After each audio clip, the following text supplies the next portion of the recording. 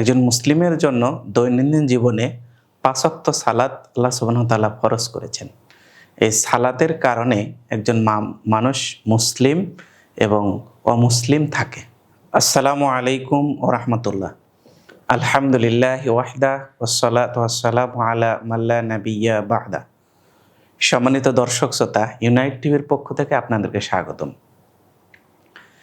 একজন মানুষ কালেমার স্বীকৃতি দেওয়ার পরে তার সর্বপ্রথম যে ইবাদতটা সবথেকে গুরুত্বপূর্ণ সেটার নাম হলো সালাত। একজন মুসলিমের জন্য দৈনন্দিন জীবনে ৫ ওয়াক্ত সালাত আল্লাহ সুবহানাহু ওয়া তাআলা ফরজ করেছেন। এই সালাতের কারণে একজন মানুষ মুসলিম এবং অমুসলিম থাকে হয়ে যায়। তো ৫ ওয়াক্ত সালাতের মধ্যে অন্যতম একটা সালাত হলো আসরের সালাত, যেটার ব্যাপারে রাসূল সাল্লাল্লাহু আলাইহি ওয়াসাল্লাম বলেছেন, যে ব্যক্তির আসরের সালাত ছুটে গেল সে তার পরিবার পরিজনের ধ্বংসপ্রাপ্ত হলো।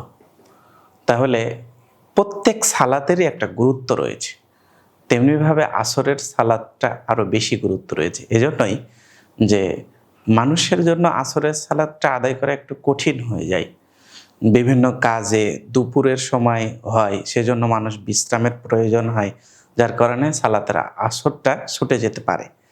আবার এদিক থেকে সালাতটা বেশি গুরুত্বপূর্ণ যে আরবিতে যেহেতু রাত আগে আসে, তাহলে এই আসরের সালাতটা হলো মানুষের জন্য শেষ সালাত, দিনের ভাগের শেষ সালাত।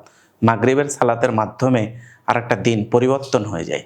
সেজন্য আমাদের অন্যান্য সালাতের পাশাপাশি আসরের সালাতটাও বেশি গুরুত্ব প্রদান করা। তেমনিভাবে এশার সালাত রয়েছে, ফজরের সালাত রয়েছে।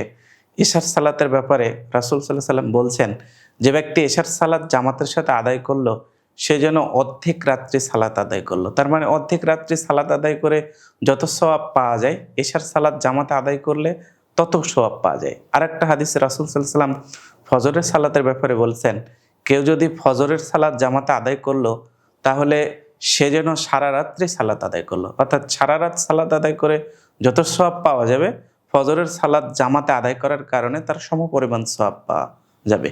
তাই আসুন আমরা বেশি বেশি করে ৫ ওয়াক্ত সালাত জামাতের সাথে আদায় করার চেষ্টা করি। আল্লাহ সুবহানাহু ওয়া তাআলা আমাদেরকে সেই তৌফিক দান করুন। আল্লাহুম্মা আমিন।